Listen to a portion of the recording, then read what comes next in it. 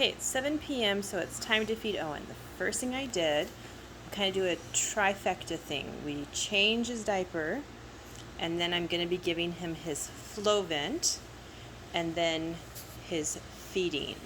So the Flovent, we're going to suction first if he's junky. If he's not, or had just been suctioned, you remove the trach HME, and you put the direct connect valve tubing on and press one time.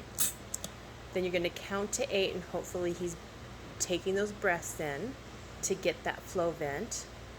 And after the 8th time, 8th count, then we're just going to remove it and put back his HME. Okay, let me add that we actually do ointment as well. So there's 4 things that we do. So we're just going to put a little ribbon of ointment on his eye so that those eyes can stay moist. Now here it is, and I'm going to start to feed him. Owen wears a bandage around his belly and has a G-tube pad that goes over it. It helps to protect when he pushes down. Pushing down can cause bleeding in his stomach, and therefore he will get upset, and we have to give him Carafate. But what I'm first going to do is just pick this up and move it up so it's out of the way, and take that buddy off.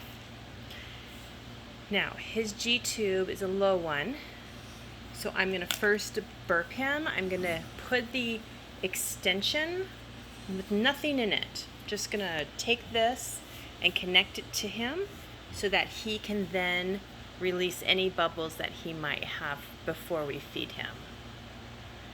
Push down. Well, I usually use 2 hands with this. And then you just swing it. It's an arrow that shows you, and an arrow on the G-tube to where you line it up, and you've got to click it down. And so typically I'll hold the G-tube with one hand and then use my other to move this, because I want to keep this from not going up and down. I don't want his G-tube to rub too much. And then as you can see, he's going to start expressing some of his contents to hopefully get those bubbles out. And one thing I do is I usually will push his legs up and move him to the side. And of course he's asleep right now, so it's not going to come as fast if he's awake. Oh, there we go. There's some bubbles. You can see those. Okay, and what you have to start watching for is making sure that this doesn't lay flat the whole time, because then those contents will come out onto the floor. So we'll use something like this to hold it, or we have typically someone else hold it, because then you can use your time to make sure he doesn't swing at that, but also pushing down on his belly to where his stomach is helps to release those bubbles. Do you see those bubbles coming out? Keep burping on until you feel like there are no more bubbles coming out. It can take a little bit of time, so give yourself that time. I've moved his legs up and down. I've rubbed his tummy.